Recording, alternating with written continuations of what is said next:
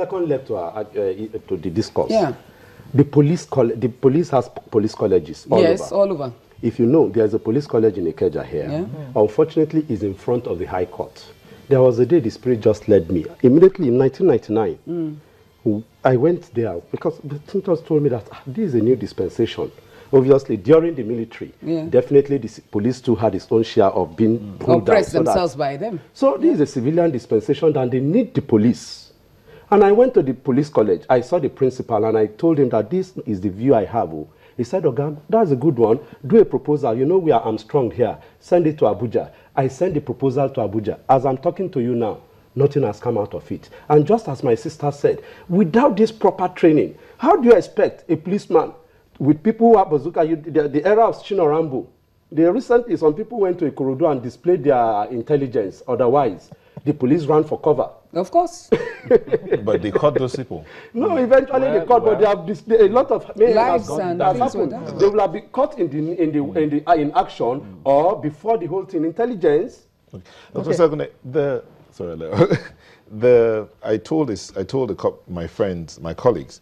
One time I traveled and I was going from the airport in Nigeria into town, and we were stopped. Stop and search. And the policeman, there were two policemen there, at least the ones I could see. One that was talking to us said, "Sir, please may I see the papers of your vehicle?" I was talking to the driver. The driver showed him and said, "Thank you. Please, can you step out of the vehicle and let me see your boot?" I was sitting, and I was like, "Oh my God, am I had to pinch myself?" Wake up. No, it was in Port Harcourt. I was leaving Lagos, and I had an encounter going to the airport. So getting to Port Harcourt, I had to "Hey, are you?" So my question is this. I do know that told me that there are people in the police force, she talked about the IG, who are thinking we need to change the perception of the security agencies in Nigeria, beginning with us. So they know that they need to be polite and firmly polite. Please step up.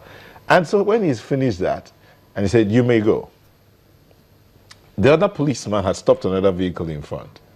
And so the driver said, "Excuse me, sir, do you mind telling him to move so that I can?" And he turned. "You want to tell me how to do my job?" Two different policemen. Wow. How do we merge that point? She talked about retiring some and compensating them. But you're a lecturer. How do we reschool the security machinery in Nigeria to think people, welfare, nation? Precisely. Yeah. Precisely. Well, that's an interesting question. You see, everything starts from orientation. Orientation. The orientation that is given to the average policeman here is grossly inadequate. First of all, let's look at their accommodation. You see, you park people and put them in like a garage. Put them in a garage, and you expect this same person to be on the road and start asking you, please. You know, it doesn't work. Yes. Sometimes when you encounter them, in fact, it's only a reasonable person who will be, in fact, if you are not reasonable or rational, they will shoot you. And that's why they shoot people, it's accidental discharge. Because you are discussing with somebody who woke up from the left hand of his bed, probably in a crowded barrack, well, you know, no ventilation, and you expect him to be reasonable or sensible. It does not work. Sometimes they sleep in vehicles parked in the police sometimes, station. yeah, as he said, they sleep in the vehicle. So, you see, the orientation is not only about, because this job is not because there is no other thing to do. This is the only thing I have to do. And because it's the only thing, then whatever happens, I will do it to survive. What happens here is survival of the fittest. That's right. They are not trained. They are not properly trained. Even when the training is going on, you see them playing pranks. So we need a new sense of direction, so that, as he said, just get this people out, then throw it up. Look at the Federal Road Safety Corps. Yeah. You cannot go there if you're not a graduate. You cannot enter there if you're not a graduate. So let us extend the same thing to the police, so that when you get quality people who can, you see, not only because they are looking for their pocket, but people who are patriotic. Because there's nothing else to do. Patriotism. You see, if you go to, let's say, these advanced societies, a policeman arrests you, not because he wants to get something from you, he is demonstrating patriotism, which is lacking here. So if we are not there, I'm surprised. I mean, I doubt if we can make a headway. Mrs. Benite, the president has given the military a deadline of December to sort out Boko Haram. Do you think that, are there any signs, as far as you can see, that this deadline will be met? Well, the most likelihood of the deadline being met is unlikely. It's unlikely. But the effort to do that is there. But in creating a society and in what we call the principle for nation building, there's what we call creating the enabling environment for the operations to happen. What have they been given to fulfill that task? These are the questions that we don't know in the public whether new things have happened. And again, as we talk about... We're told that new things have happened. Yes, we know new things have happened, but let us know the movement of those new things. For example, the same question we asked about the police, and I think the army too is suffering from that same thing. I have army people around me, so I keep asking questions, what is happening? Military might is not the only solution to the Boko Haram question. There's a societal issue.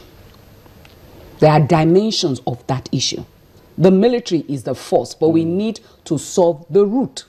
No matter how much the military keeps cutting that tree, the root of Boko Haram has not been solved. And it's not amnesty either. It's an ideology that needs to be recognized and rebuked sharply by every elder statesman in that region. We cannot, in the 21st century, as a developing nation and still struggling, be burdened with a Boko Haram question. It can't happen. It will take us way back, and all the efforts of 50 years will be a total waste. So yes, deadlines are good, it's important. You get deadlines from your organization. We all get deadlines from our organization, but it doesn't mean it will be met. Unless we all agree. The Boko Haram question is attached to many issues. And every time one of the questions of the political class is that they like to avoid issues and want to be politically correct. Nigeria is suffering. The whole of the Northeast is under siege. Whether you like it or not, food prices is connected to that region. Obviously. Because they are the provider of food. The beans, the yam, the potatoes come from those regions. And therefore, we cannot ignore it. I will not go back to my home with the president telling me that, oh, we have, military has finished Boko Haram. You know, Boko Haram is not just the individuals there. It's an ideology. In addition, the issues of the law on terror, needs to be addressed. We have the issue of the law on terror has not been addressed. What is our law on terror? How do we define terrorism? Every nation has a parameter of definition of what terrorism is to her. And Nigeria hasn't defined it. So even legally, if we grab one of them, where do we take them? What is the law backing us? What are the issues? These men are not just terrorists, they are murderers. So amnesty, where does amnesty stop and start? People compare it to South-South. South-South were not going about killing their own fellow Nigerians. They were busy trying to have an uprising against being shortchanged. But these are men and women who have decided to terrorize their own brethren, both the Islamic and the Christians within that sector. And so the president, yes, deadline December, fine. But beyond December, we need a referendum, we need a discussion, we need a debate on the Boko Haram question. It's coming from somewhere, and we need to face it squarely. There's no game about it. Well, otherwise, we're not ready. She talked about the law on terror. Yes. There's a law that was discussed, I mean, a bill, an act that has been discussed in the last assembly and was passed, right? Yes. What does that, or let me call it act now, right? Yes, it's an act. Yeah. What does it say about this? Generally, it talks about, it criminalizes terror and terrorist activities. And of course, this death sentence or life imprisonment are the various options as punishments, depending on their involvement, right? But where I really want to go is where she has said, and I want to put a second leg to it too, and that is the issue of the orientation. Please, just hold your thought. We'll come back to the issue of orientation. Hello? Okay, we lost that. We had a guest on the phone. So, it's the issue of orientation. Anyone who has gone and been or lived in the northern part of the country will know that a lot of work has to be done there. A whole lot of work has to be done. And if that work is not done, it's not about might enough. It's not about might alone, rather. It's about a whole lot of orientation. And she hit the nail on the head.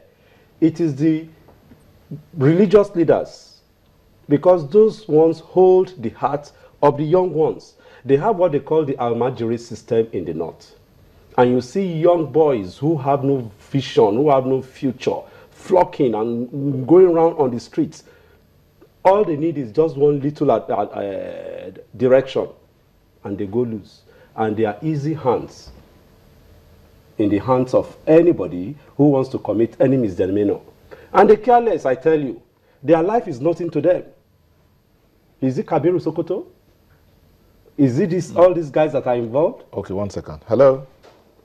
Hello. Good morning, Emeka. Yeah, good morning. I'm calling from Bayelsa. Please go ahead. Yeah, my contribution is that no matter how we talk about police and policing in Nigeria, it will never work until we do exactly what the madam is saying that is done all over the world. We have to have local government police, state police, federal police, and that will be policing all over the country at all levels.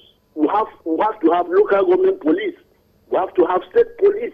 We have to have federal police, and there will be police everywhere. That is the solution. If we talk from now till tomorrow, it will not work. Copy what is happening in modern world. The Singapore you mentioned is like that. In UK is the same. In America is the same. Even in UK, cities have their own police. There's London police, specific for London. So in Port Harcourt, there should be Port Harcourt police. There should be local government police, state police, federal police. If you go to Abuja, there should be Abuja police. Then local government police, all these areas in Abuja will have their local government police. Abuja police will be there. Then federal capital city police will be there. Then federal police, the equivalent of FBI, will be there. Everybody working on his own area. When it is tough for the local government, they call in the other police. When that one is tough, they call in the state. When the state is tough, they call in the FBI. So if you look at it, the FBI doesn't have troops. They only have investigators. But when they come to a crime scene, they invite the police. The state police will bring the troops. The ones they call troopers that are in uniform. While the FBI are the investigators, they wear suits. They don't have uniform. And that's the federal police. So unless we keep away sentiment, we will never get it right. All right, thank you. Thank you, Emeka. Thank you.